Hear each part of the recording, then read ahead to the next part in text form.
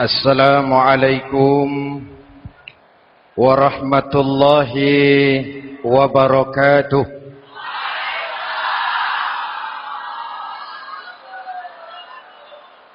Alhamdulillahi rabbil alamin. Wassalatu wassalamu ala asyrafil mursalin Sayyidina wa maulana Muhammadin wa ala alihi wa sahbihi ajma'in, amma ba'du. Saudara-saudara kaum muslimin yang berbahagia, hadirin, kesempatan malam ini saya ingin cerita akhirat saja. Sudah pernah ke akhirat belum? Mau? Kalau mau saya daftar, besok berangkat. Salah satu rukun iman yang 6, percaya kepada adanya akhirat. Satu saat alam ini akan hancur sehancur-hancurnya. Bumi, gempa, gunung, meletus, air laut tumpah ke darat. Planet-planet bertabrakan, halilintar menyambar, angin topan bertiup. Semua yang bernama hidup, mati, itu kiamat. Lalu kita akan dibangkitkan di padang mahsyar, dibangkitkan dari kubur kita masing-masing. Dan subhanallah, pada saat bangkit dari kubur itu, keadaan muka kita ini menurut satu riwayat berubah menurut amalan kita masing-masing. Jangan heran nanti ada yang dibangkitkan dari kuburnya itu mukanya berubah jadi muka tikus. Hebat sekali, badannya badan manusia, tangannya tangan manusia, mukanya muka tikus.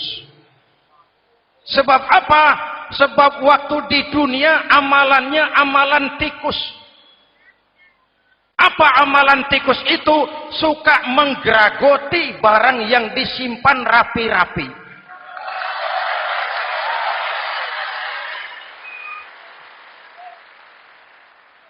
Itu nanti koruptor-koruptor yang menggeragoti uang rakyat, itu nanti bangkit mukanya muka tikus. Na'udzu. Saudara lihat, oh ini yang geragoti uang rakyat, mukanya muka tikus. Ada lagi yang bangkit dari kubur, mukanya itu berubah jadi muka harimau. Kenapa? Waktu di dunia amalannya amalan harimau. Apa harimau itu? Mau menang sendiri, keras kepala, kupeh. Di mana ada hutan, rajanya pasti harimau. Padahal hutan belum pernah bikin pemilihan umum. Betul? Tapi harimau tidak peduli ada pemilihan umum atau tidak, saya raja hutan. Setelah naik jadi raja di hutan, harimau bukan melindungi rakyatnya, malah makanin rakyatnya.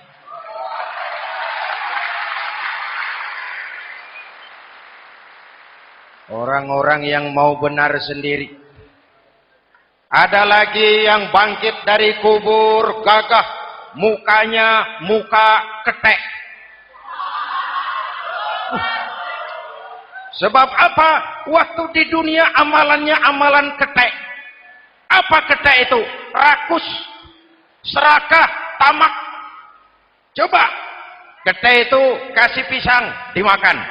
Berikan lagi, pegang. Berikan lagi, kakinya yang megang. Temannya diberikan, masih dirampas juga. Ketek. Serakah. Kalau mental ketek masih gentayangan di republik ini, maka pemerataan cuman akan jadi dongeng. Kaum muslimin yang berbahagia, pada saat itu di akhirat nanti, setiap orang sibuk dengan urusannya sendiri-sendiri. Boleh jadi setiap kita lalu akan dimintakan pertanggungan jawab. Boleh jadi orang tua tidak sempat lagi mengingat anaknya. Saudara tidak lagi sempat memikirkan saudaranya. Tiap orang akan dimintakan pertanggungan jawab. Dalam kondisi seperti itu, Rasulullah mengajarkan sab'atun yudhilluhumullahu yawma la dhilla illa zilluh. Ada 7 golongan manusia yang di akhirat nanti akan langsung mendapat perlindungan dari Allah Subhanahu wa taala. Orang lain sibuk, dia tenang. Orang lain resah dan gelisah, dia ayem. Kenapa? Mendapat perlindungan dari Allah. Sebab ketika di dunia ia memberikan perlindungan kepada orang banyak. Siapa mereka? Mudah-mudahan kita termasuk salah satu di dalamnya. Mencari perlindungan Allah lebih-lebih dalam situasi sekarang ini. Pertama, imamun adil yang akan mendapat perlindungan langsung dari Allah adalah pemimpin yang adil. Sebab apa? Pemimpin yang adil melindungi banyak rakyat, maka pantas di akhirat dilindungi oleh Allah Subhanahu. Kita ini kan zon politikan. Kita ini makhluk yang tidak mungkin hidup sendiri-sendiri. Untuk melaksanakan hajat bersama, kita memerlukan pemimpin. Memilih pemimpin itu tidak sulit. Dalam fikih, ketika sholat, itu dijelaskan bagaimana cara memilih imam. Siapa yang diangkat jadi imam? Pertama, a'lamuhum. Orang yang paling alim di kampungmu siapa? Angkat jadi imam. Yang paling alim, paling menguasai persoalan sehingga bisa membawa bangsa keluar dari kesulitan. Pemimpin yang bisa menyelesaikan masalah, bukan yang menimbulkan masalah.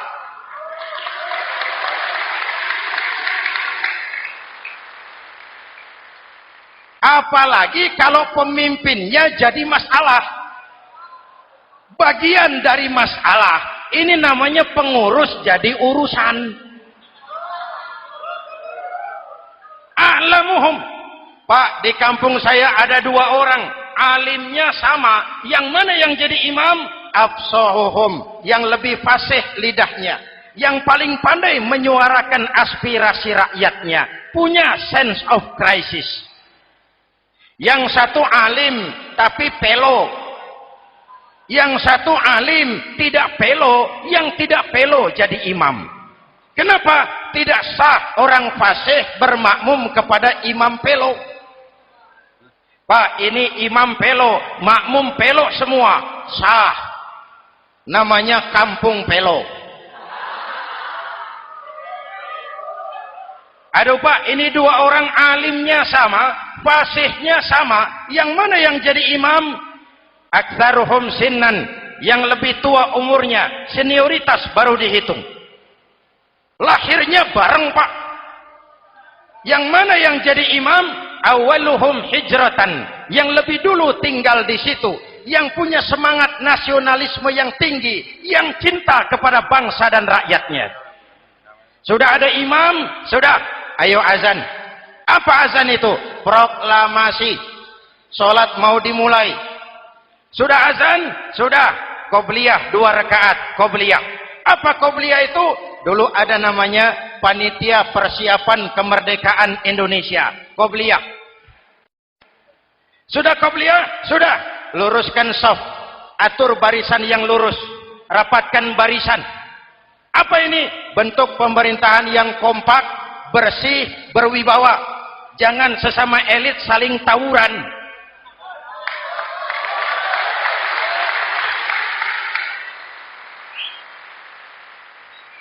Luruskan shaf. Lalu shaf yang terdepan hendaknya diisi orang yang sedikit alim. Tidak perlu alim betul, sedikit alim. Maksudnya apa? Kalau imam keliru dia bisa tegur. Kalau imam salah dia bisa tegur. Kalau imam batal dia bisa gantikan. Ini wakil-wakil makmum. DPR, DPRD. wakil-wakil makmum. Sudah. Ayo imam, pimpin sholat. Sepakati dulu, kita mau sholat apa? Rakaatnya berapa? Surah yang mau dibaca apa? Pakai sujud tilawah apa tidak? Supaya makmum tidak kaget-kagetan. Rakyat harus dikasih tahu pemimpinnya mau kemana. Visinya apa? Supaya makmum ikutnya ikhlas. Jelas? Hadirin yang saya hormati, kita memerlukan pemimpin yang adil, yang menaungi rakyatnya, sehingga dengan demikian nanti mereka akan dinaungi langsung oleh Allah Subhanahu. Mudah-mudahan Allah memberikan kepada kita rakyat dan bangsa Indonesia ini pemimpin yang adil. Saya yakin perjalanan waktu akan mengantarkan kita di mana orang-orang akan terbuka topengnya, sehingga akan jelas mana pembela rakyat, mana penyengsara rakyat.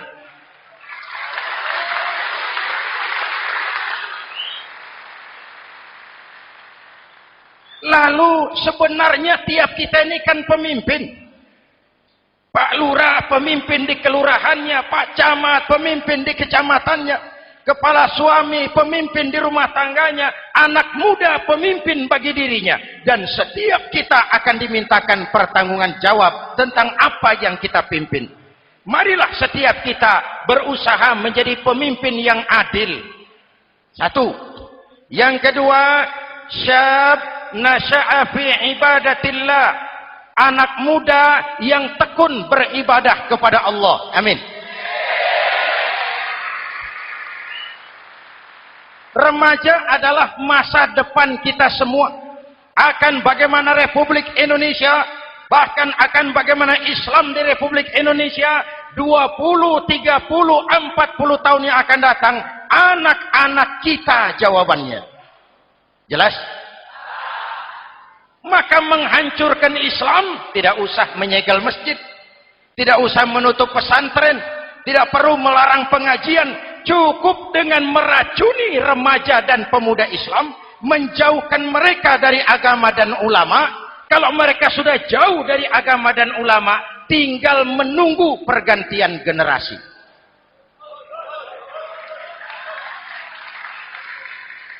Maaf, kalau yang sudah 60 tahun ke atas, itu saya anggap angkatan selamat. Generasi tanda seru. Insya Allah mantap akidahnya, tidak goyah imannya. Tapi yang 30 tahun ke bawah, adik-adik saya ini, the next generation, kalian yang jadi pilot project. Hei remaja-remaja Islam, kalau mau jadi remaja dan pemuda modern, jangan dekat-dekat ke masjid kuno. Masjid khusus 70 tahun ke atas. Baca Quran kampungan, ngaji urusan akhirat. Seiring dengan itu, modernisasi diartikan dengan westernisasi. Kau tidak bisa jadi pemuda modern kalau semua yang datang dari barat belum kau telan mentah-mentah. Kau harus bisa bergaul seperti orang barat, berpakaian seperti orang barat, berumah tangga seperti orang barat, makan minum seperti orang barat. Kalau nyanyi lagunya lagu barat yang orang lain nggak ngerti, kamu juga nggak tahu. Mengalirlah narkoba dalam segala bentuknya. Maka muncullah generasi-generasi santai, generasi-generasi salon yang mencoba mencari pelarian hanya dengan kesenangan sesaat, tapi menghancurkan masa depan yang pasti.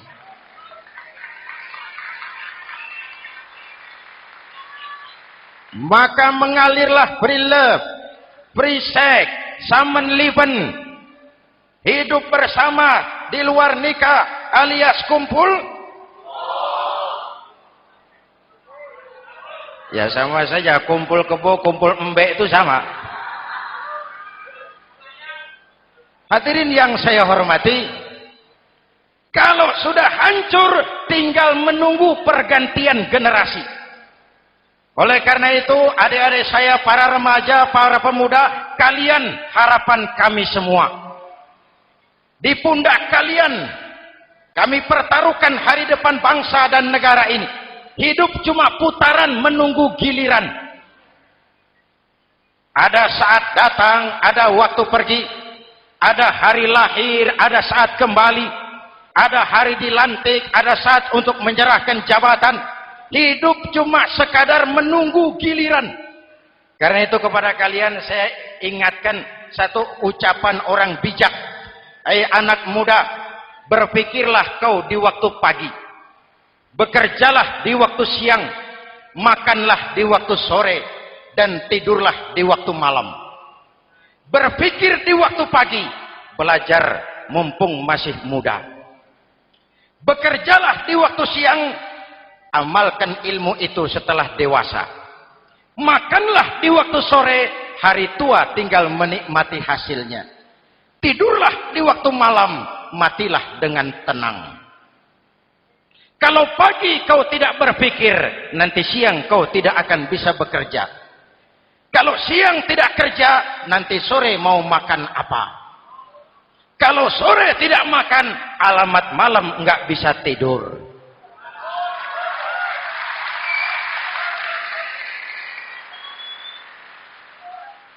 Kalau waktu remaja, waktu muda maunya santai-santai saja, dewasanya bingung. Kalau dewasanya bingung, hari tua terlunta-lunta. Kalau hari tua terlunta-lunta, matinya menteleng. Maka lebih baik makan singkong betulan daripada makan roti mimpi.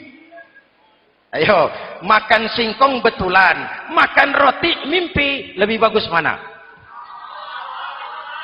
Lebih bagus makan roti betulan. Kalau perlu, lebih baik sekolah sambil dagang koran, sekolah sambil parkir mobil, sekolah sambil semir sepatu, daripada petatang peteteng tanpa prospek hari depan yang ada artinya.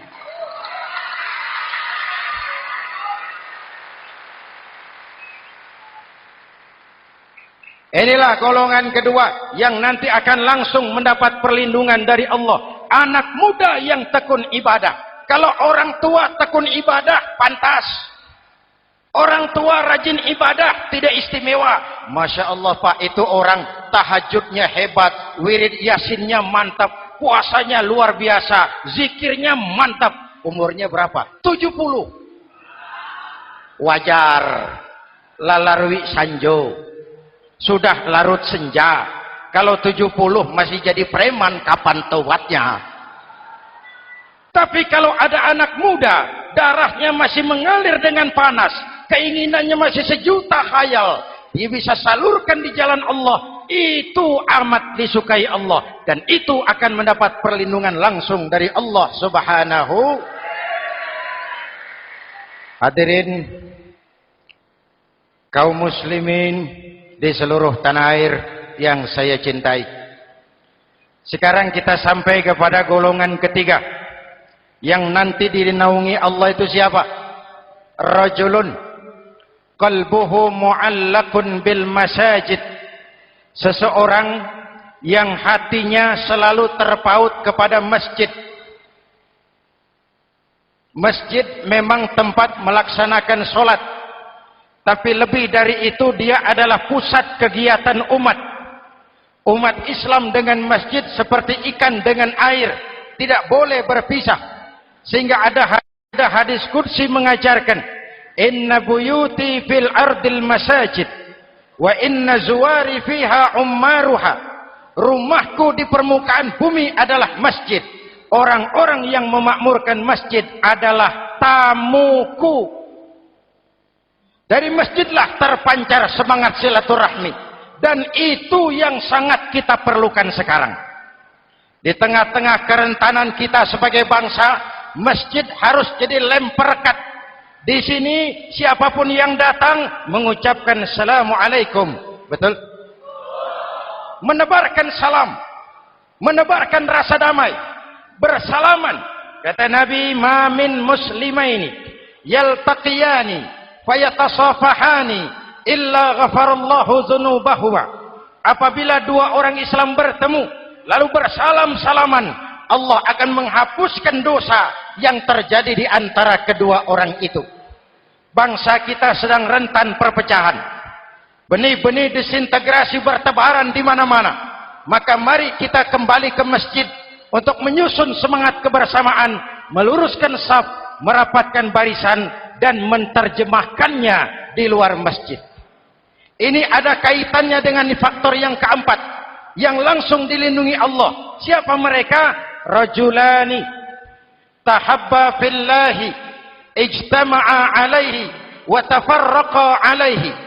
Dua orang yang bersaudara, bertemu karena Allah, berpisah karena Allah. Itu akan dilindungi langsung oleh Allah di hari akhirat nanti. Dua orang bersaudara, bertemu karena Allah, berpisah pun juga karena Allah. Tadi dalam perjalanan ke sini, saya melalui sebuah desa. Masih ada sisa-sisa tawuran antar desa. Saya tidak sebutkan desanya, itu rahasia perusahaan. Saya cuma prihatin, siapa lawan siapa? Siapa yang kita bakar rumahnya? Siapa yang kita sambiti dengan batu? Siapa yang kita rugikan? Padahal urusannya kadang-kadang sepele. Di satu desa misalnya, cuma urusan kaset jadi tawuran antar desa. Ini kan hal yang sangat sepele. Padahal Nabi mengajarkan dengan keras, kalau dua orang Islam saling bertengkar, al-qatil wal maktul finnar. Yang membunuh dan yang dibunuh, dua-duanya neraka. Sahabat bertanya, ya Rasul, kalau yang membunuh masuk neraka, pantas. Kenapa yang dibunuh neraka juga? Rasulullah senyum lalu berkata, yang dibunuh pun sudah punya niat membunuh. Cuma keduluan dibunuh. Andai kata tidak dibunuh, dia yang akan membunuh. Mari kita renungkan, kenapa sebagai bangsa kita seperti tercabut dari akar budaya kita. Kita jadi beringas, kita jadi brutal untuk hal yang sepele. Yang satu teriak Allahu Akbar, yang lain teriak Allahu Akbar. Siapa lawan siapa? Dulu Bung Tomo teriak Allahu Akbar, musuhnya londo. Sayyidina Hamzah, Khalid bin Walid teriak Allahu Akbar, yang dilawan kafir. Abu Jahal, Abu Lahab, Abu Sufyan. Sekarang si Ali lawan si Hasan, Hasan Allahu Akbar, Ali Allahu Akbar. Siapa lawan siapa?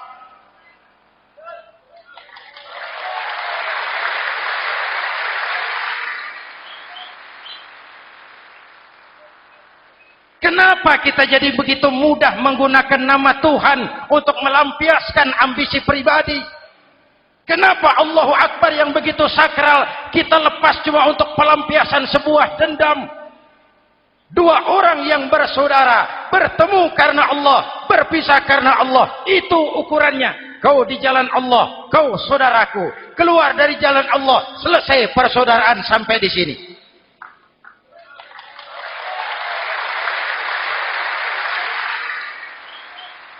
Hadirin, lewat mimbar ini saya kembali menekankan, mari kita pelihara kerukunan. Pertama, rukun antar umat seagama, sesama muslim harus bersatu. Yuk, kita rukun yuk. Kita kompak yuk. Kita bersatu yuk. Sesama muslim, kaos boleh berbeda, boleh. Jaket boleh tidak sama, silakan. Paham politik boleh berbeda, boleh. Kau lewat sana, saya lewat sini, nanti kita ketemu di sana. Betul? Mari lapang dada menerima perbedaan, tetapi mengarah kepada satu tujuan yang sama. Walaupun bineka, kita ini tunggal. Seperti dilatih di masjid ini. Dua orang yang bersaudara bertemu karena Allah, berpisah karena Allah. Hati-hati, di masyarakat sekarang ini kan lebih banyak tukang kompor daripada tukang lem. Tahu tukang kompor? Hangati sana, panasi sini, bakar sana, sulut sini. Terbakar kita, dia lari tepuk tangan. Udah capek kita rakyat diobok-obok. Udah capek kita rakyat dialamatkan, dijadikan address. Semua kalau pidato demi rakyat, untuk rakyat, buat rakyat, padahal nggak pernah kenal sama rakyat. Kita cuma jadi alamat. Mari kita kokohkan akar kebersamaan. Kita sama-sama anak Ibu Pertiwi. Di negeri ini kita dilahirkan. Air negeri ini yang kita minum. Udara negeri ini yang kita hirup. Kalian remaja, kalian pemuda, lebih bertanggung jawab karena kalian anak Ibu Pertiwi. Hadirin yang saya hormati, maka tetaplah jaga semangat kebersamaan. Ini yang keempat.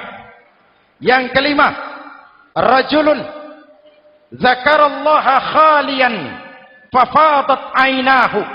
Seseorang yang mengingat Allah dalam kesunyian lalu berlinang air matanya. Tengah malam, dikala orang sedang tidur, dia bangun munajat. Gemersik tikar tersentuh tangan, laksana lambaian tangan malaikat maut datang hendak merenggut nyawa. Terbayang dosa yang pernah dia kerjakan, air mata berurai membasahi pipi tanpa terasa. Orang yang munajat semacam itu nanti langsung mendapat perlindungan dari Allah Subhanahu. Saya pernah baca hadis qudsi, merinding bulu kuduk saya mendengar hadis qudsi ini. Terbayang Indonesia saya, Indonesiaku, Indonesiamu, Indonesia kita semua. Apa kata Allah dalam hadis qudsi? Inni la ahammu bi'azabi ibadi.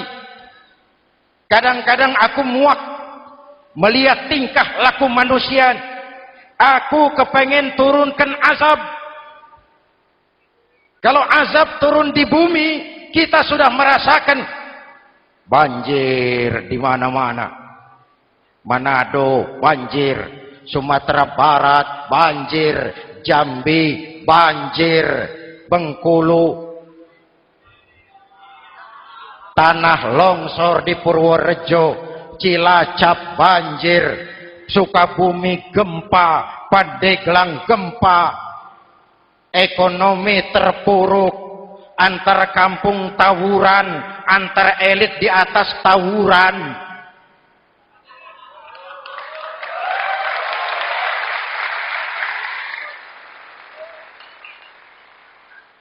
Hutang numpuk. 40% APBN kita ini sekarang cuma untuk bayar hutang. Itu pun dengan asumsi dolar 7.000, 9.000, artinya sekitar 50% APBN kita untuk bayar hutang. Untungnya sekarang ini yang agak menolong, harga minyak membaik di pasaran internasional. Hadirin yang saya hormati, ini lagi ngomong apa saya sih? Aku pengen turunkan azab, tetapi kata Allah, ketika aku melihat orang-orang tua yang sujud di keheningan malam, bayi-bayi tanpa dosa masih menyujud. Ada hadis qudsi mengajarkan, inna buyuti fil ardil masajid wa inna zuwari fiha ummaruha. Rumahku di permukaan bumi adalah masjid. Orang-orang yang memakmurkan masjid adalah tamuku. Dari masjidlah terpancar semangat silaturahmi. Dan itu yang sangat kita perlukan sekarang.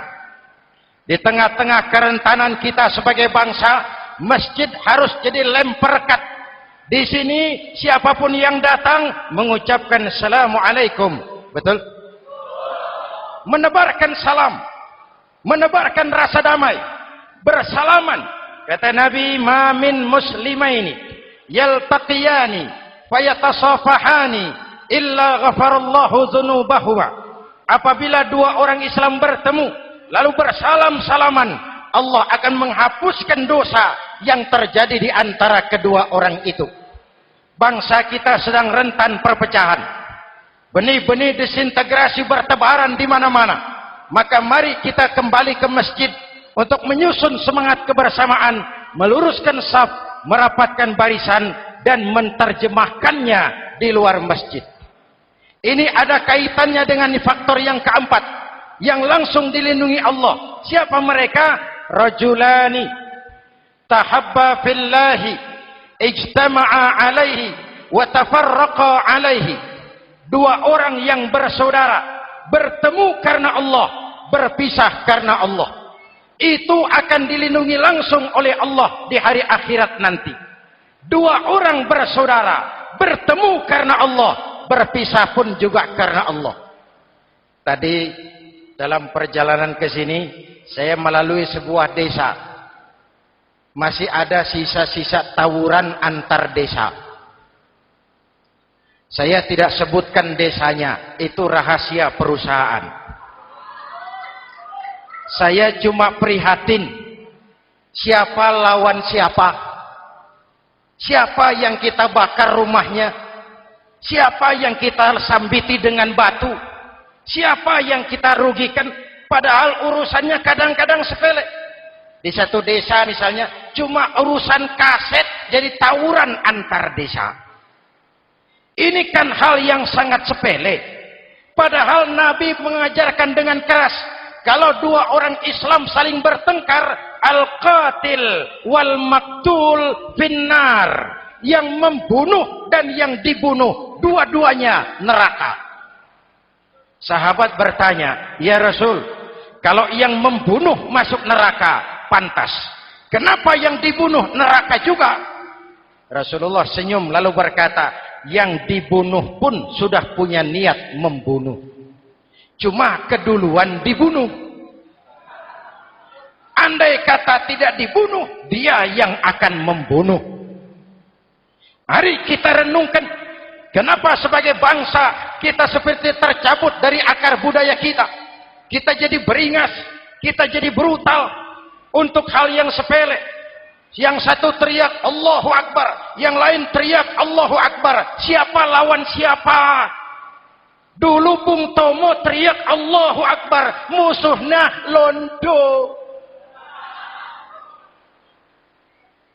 Sayyidina Hamzah, Khalid bin Walid teriak Allahu Akbar, yang dilawan kafir. Abu Jahal, Abu Lahab, Abu Sufyan. Sekarang si Ali lawan si Hasan, Hasan Allahu Akbar, Ali Allahu Akbar. Siapa lawan siapa?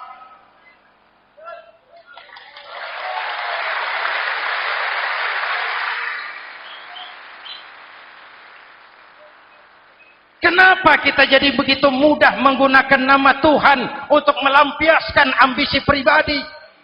Kenapa Allahu Akbar yang begitu sakral kita lepas cuma untuk pelampiasan sebuah dendam? Dua orang yang bersaudara bertemu karena Allah, berpisah karena Allah. Itu ukurannya. Kau di jalan Allah, kau saudaraku. Keluar dari jalan Allah, selesai persaudaraan sampai di sini.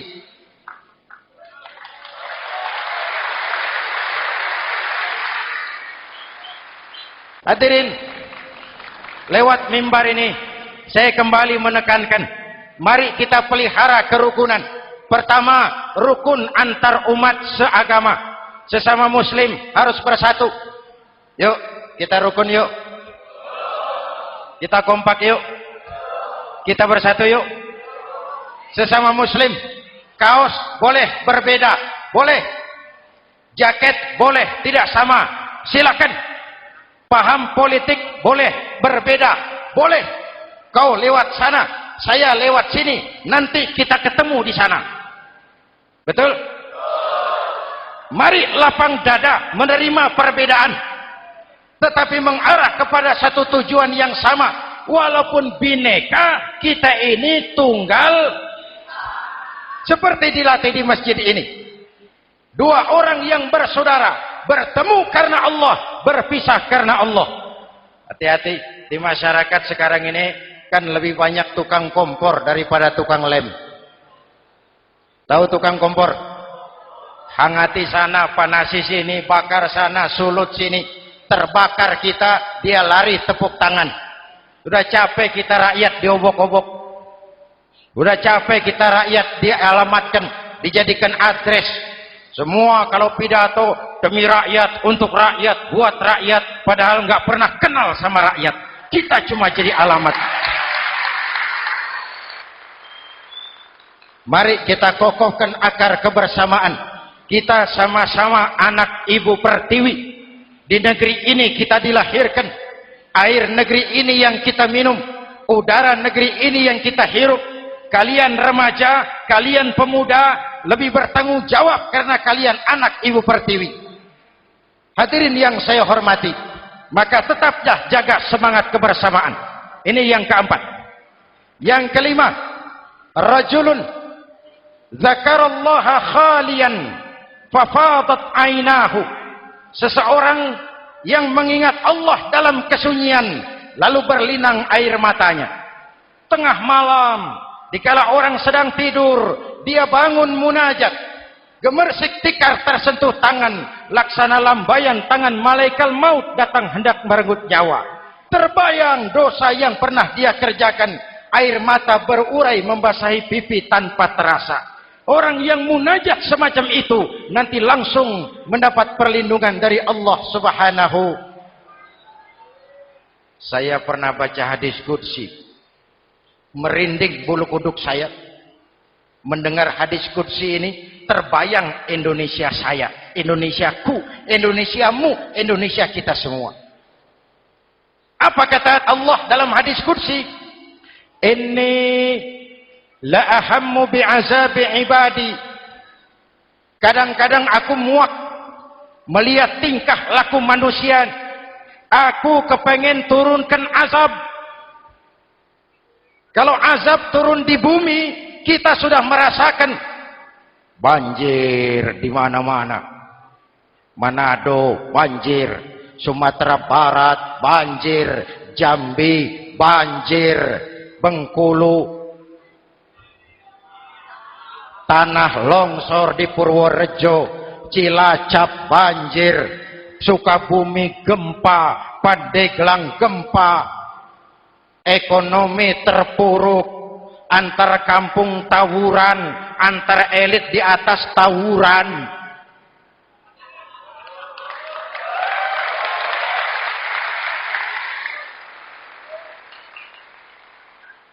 Hutang numpuk. 40% APBN kita ini sekarang cuma untuk bayar hutang. Itu pun dengan asumsi dolar 7.000, 9.000, artinya sekitar 50% APBN kita untuk bayar hutang. Untungnya sekarang ini yang agak menolong, harga minyak membaik di pasaran internasional. Hadirin yang saya hormati, ini lagi ngomong apa saya sih? Aku pengen turunkan azab, tetapi kata Allah, ketika aku melihat orang-orang tua yang sujud di keheningan malam, bayi-bayi tanpa dosa masih menyusu, binatang ternak melata mencari makan, murkaku surut, azab aku tarik kembali. Ayo renungkan hadis ini. Allah mau marah nggak jadi, azab ditarik, kesulitan diangkat, pertolongan datang, ada yang meredam murka Allah. Allah mau marah nggak jadi. Kenapa? Orang-orang tua yang tengah malam sujud sambil berlinang air mata, itu yang meredam murka Allah. Yang ikhlas menangis kepada Allah, bukan menangis berdasarkan pesanan. Ini kan sekarang apa yang nggak bisa dipesan? Istighosah pesanan, demo pesanan, 10.000 berangkat. Ngerti apa enggak urusan soal lain.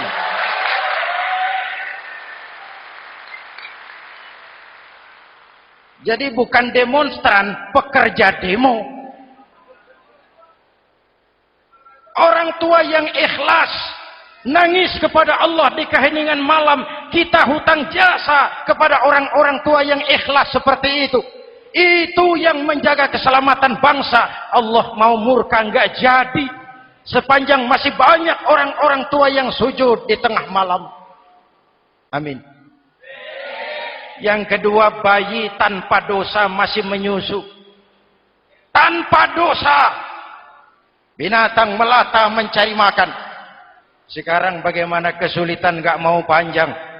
Mengamalkan hadisnya terbalik. Yang disuruh itu orang tua tengah malam sujud, bayi tanpa dosa nyusu. Sekarang ini orang tua tengah malam nyusu, bayi tanpa dosa dibuang ke tempat sampah. Akibat pergaulan bebas, bayi tanpa dosa dibuang ke tempat sampah. Orang tua tengah malam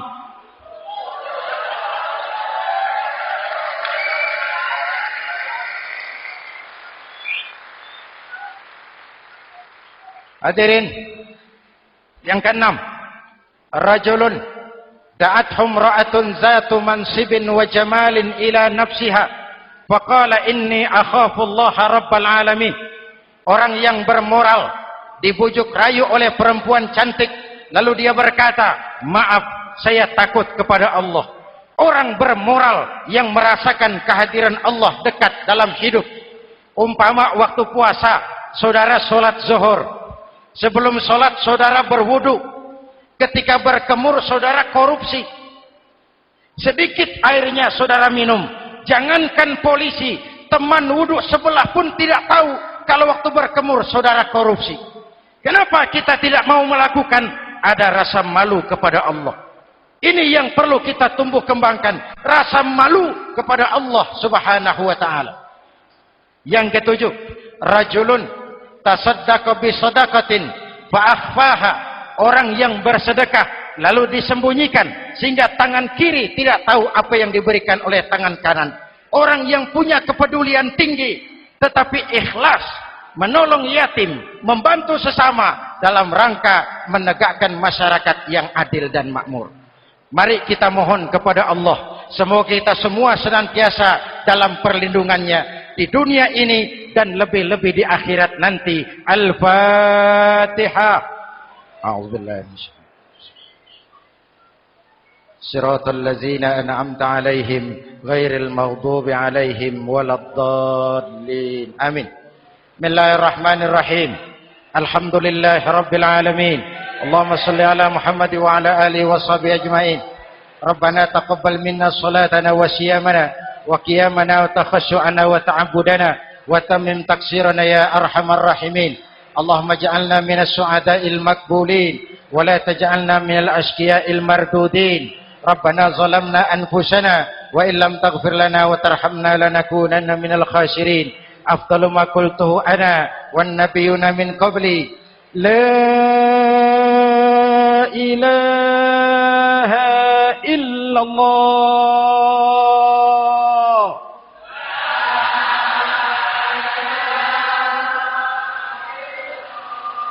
La ilaha illallah.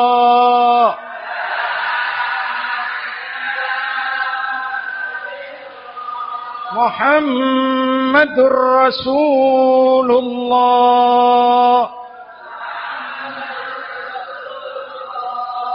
Kalimatu haqqin 'alaiha nahya wa 'alaiha namut wa 'alaiha nubashir insyaallah minal aminin wa akhiru da'wana alhamdulillahi rabbil alamin. Assalamualaikum warahmatullahi wabarakatuh.